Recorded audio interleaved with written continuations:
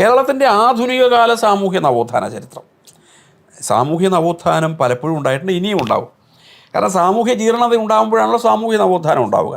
അപ്പോൾ ആധുനികകാല സാമൂഹ്യ നവോത്ഥാന ചരിത്രം ഉണ്ടാകാനിടയാക്കിയ, അല്ലെ, നവോത്ഥാനം ഉണ്ടാകാൻ കാരണമായിട്ടുള്ള ഒരു സാമൂഹ്യ സാഹചര്യമുണ്ട്. അപ്പോൾ ഈ സാമൂഹ്യ നവോത്ഥാനം കേരളത്തിൽ ഉണ്ടാകാൻ ഇടയാക്കിയതെന്താണ് എന്ന് ചോദിച്ചാൽ ജാതീയതയാണ്. ഈ ജാതീയത എപ്പോഴുണ്ടായി പലപ്പോഴും നമുക്കറിയില്ല. എല്ലാവരും പറയും സനാതനധർമ്മം എന്ന് പറഞ്ഞാൽ അത് ജാതിയാണ്, ബ്രാഹ്മണൻ അല്ലെങ്കിൽ ചാതുർവർണ്ണ്യം ഇതരനെ അടിച്ചമർത്തിയതാണ് എന്നൊക്കെ പറയും. ഇതൊക്കെ ശുദ്ധ അസംബന്ധമാണ്.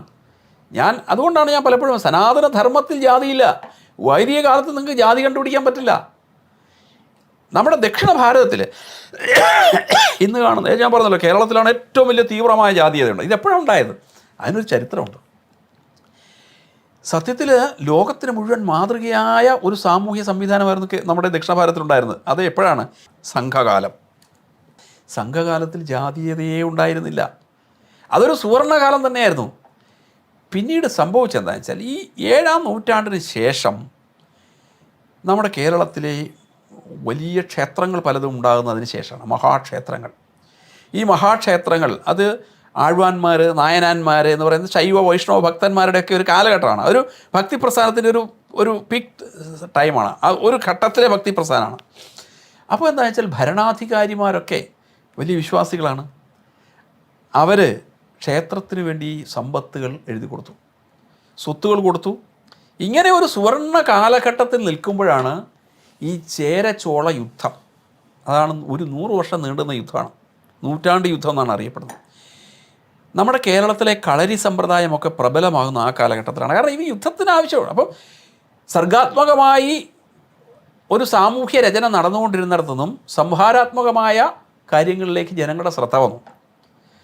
അപ്പോൾ ചെറുപ്പക്കാരെല്ലാം ഈ കളരി കേന്ദ്രീകരിച്ചുകൊണ്ട് ഉള്ള പരിശ്രമത്തിലായി. കളരികളെല്ലാം ഈ യുദ്ധത്തിന് ആളിനെ കൊടുക്കുന്ന കേന്ദ്രങ്ങളായി മാറി. ചുരുക്കി പറഞ്ഞാൽ സമൂഹത്തിൻ്റെ ശ്രദ്ധ യുദ്ധത്തിലായി. അപ്പോൾ ഈ ക്ഷേത്രങ്ങൾ കേന്ദ്രീകരിച്ചുകൊണ്ട് പൗരോഹിത്യം പ്രബലമായി. ദേവസ്വങ്ങൾ ബ്രഹ്മസ്വങ്ങളായി മാറി. ആ ബ്രഹ്മസ്വം വന്നതോടുകൂടി പൗരോഹിത്യം, അഥവാ അത് പുരോഹിതന്മാർ ബ്രാഹ്മണരായിരുന്നു. ബ്രാഹ്മണർ എന്തായി? ഫ്യൂഡൽ മാടമ്പിമാരായി. അവരുടെ ആശ്രിതന്മാരായി കുറേ ആൾക്കാർ വന്നു. ഇപ്പം നായർ പോലെയുള്ള സമുദായങ്ങളൊക്കെ ഇവരുടെ ആശ്രിതന്മാരായി വന്നവരാണ്. അല്ലെ അമ്പലവാസികൾ, ഇവരൊക്കെ ആശ്രിതരായി വന്നു. അതിന് താഴോട്ടുള്ള സമൂഹങ്ങൾ, പ്രത്യേകിച്ച് കൃഷിക്കാർ, പുലയർ, പറയർ പോലെയുള്ള ശരിക്കും ഈ മണ്ണിൻ്റെ അവകാശികളായിട്ടുള്ള ആൾക്കാർ, ഈ മണ്ണിൽ പണിയെടുത്ത് വിയർപ്പ് ചിന്തി ആഹാരമുണ്ടാക്കിയവർ, അവരൊക്കെ വെറും അടിമകളുടെ രീതിയിലേക്ക്. ഇങ്ങനെയാണ് കേരളത്തിൽ ഈ ജാതീയത ഉണ്ടാകുന്നത്. പക്ഷേ രസകരമായൊരു സംഗതി, നമ്മളിപ്പോൾ പറയുമ്പോൾ ഇവിടെയൊക്കെ പാട്ടുപാടി പറഞ്ഞു നടക്കുന്നത് പുലയ പറയ വിഭാഗത്തെല്ലാം നമ്പൂരി അടിച്ചൊതുക്കുന്ന രസമതല്ല, അസംബന്ധമല്ല. ഈ ഓരോ ജാതിയും മറ്റവനെ അടിച്ചൊതുക്കി. ഈഴവ, പറയ, പുലയ ഇവരെല്ലാം മറ്റൊരു ഞങ്ങളെക്കാളും താഴമാണ്. ഇപ്പോൾ നമ്പൂരിൽ നിന്ന് ഇത്ര അടി ഈഴവന് വേണമെങ്കിൽ ഈഴവന് ഇത്ര അടി പറയന് വേണം. ചണ്ടാളിന് അതിനെല്ലാം പുറത്താണ് നിൽക്കുക. ഞാൻ കുറച്ച് കാലം മുമ്പ് വയനാട്ടിൽ യാത്ര ചെയ്ത സമയത്ത് വനവാസികളെല്ലാം നമ്മൾ പറയുമ്പം ST ആണ്, ഷെഡ്യൂൾ ട്രൈബാണ്, എല്ലാവരും പിന്നോക്കമാണ്.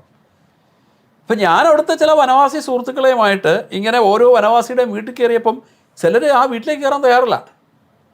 ചില ഗോത്ര സമൂഹങ്ങൾ. ഞാൻ ചോദിച്ചെന്താ? അല്ല, അവരുടെ മുറ്റത്ത് കയറാൻ പാടില്ല, വനവാസികളാണ്.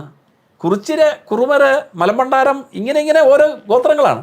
അവരുടെ ഇടയിൽ ജാതീയതയുണ്ട്. ഇതെല്ലാം മറച്ചു വെച്ചിട്ടാണ് നമ്മൾ മൊത്തം നായരും നമ്പൂരി എല്ലാം കൂടെ ചേർന്ന് ബാക്കി എല്ലാവരും അടിച്ചൊതുക്കി എന്നുള്ള കഥകൾ പ്രചരിപ്പിക്കുന്നത്. ഈ മുലച്ചിപ്പറമ്പിൻ്റെയൊക്കെ നുണക്കഥകൾ ഉണ്ടാക്കുന്നത്. മുലക്കരം, ഇതൊക്കെ മാർക്സിസ്റ്റ് പാർട്ടിയുടെ നരേഷനാണ്. ഹിന്ദു സമൂഹത്തിൽ ഭിന്നിപ്പുണ്ടാക്കാൻ വേണ്ടി ഉണ്ടാക്കിയതാണ് ഈ മുലക്കരം. മാത്രമല്ല, തലക്കരം ഉണ്ടായിരുന്നു. എന്നാൽ തല വെട്ടി വെച്ച് കൊടുത്തോ? ഇല്ലല്ലോ. എന്താ ഈ തലക്കരവും മുലക്കരവും? ആണിനും പെണ്ണിനും നികുതി ഏർപ്പെടുത്തി. ലോകത്തെല്ലായിടത്തും ഏർപ്പെടുന്നവരാണ്. പ്രായപൂർത്തി വോട്ടവകാശം എന്ന് പറഞ്ഞ പോലെ തലക്കരം എന്ന് പറഞ്ഞാൽ പ്രായപൂർത്തിയായ ആണ്, മുലക്കരം കൊടുക്കേണ്ടത് പ്രായപൂർത്തിയായ പെണ്ണ്. അല്ലാതെ മുലയ്ക്ക് അല്ലെങ്കിൽ ഈ കഞ്ചുകത്തിന് പ്രത്യേകം ഇതൊന്നല്ല. ഇതൊക്കെ പിന്നീട് ഈ ഇടതുപക്ഷ ചരിത്രമല്ല, കുബുദ്ധി ജീവികൾ അല്ല, അതല്ല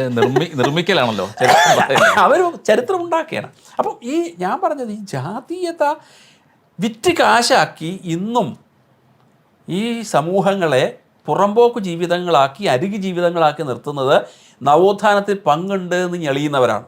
ഇപ്പോൾ ഏറ്റവും നല്ല ഉദാഹരണം ഗുരുവായൂർ സത്യാഗ്രഹം നടത്തിയ കേളപ്പജിക്ക് സ്മാരകമില്ല, എ കെ ജിക്കുണ്ട്. എ കെ ജിയുടെ പണി എന്തായിരുന്നു? എ കെ ജി അന്ന് കമ്മ്യൂണിസ്റ്റ് ഒന്നുമല്ല. ഗുരുവായൂർ പടിഞ്ഞാറേ നടയിൽ പോയാൽ നിങ്ങൾക്ക് അവിടെ ഭയങ്കര സ്മാരകം കാണാം. ഇങ്ങനെയാണ് ചരിത്രം ഉണ്ടാക്കുന്നത്. വൈക്കം സത്യാഗ്രഹത്തിൽ കമ്മ്യൂണിസ്റ്റ് പാർട്ടിക്ക് എന്താണ് റോൾ ഉണ്ടായിരുന്നത്? 25-ലുണ്ടായ ഇന്ത്യൻ കമ്മ്യൂണിസ്റ്റ് പാർട്ടി 24-ൽ നടന്ന വൈക്കം സത്യാഗ്രഹത്തിൻ്റെ പൈതൃകം അവകാശപ്പെടുകയാണ്.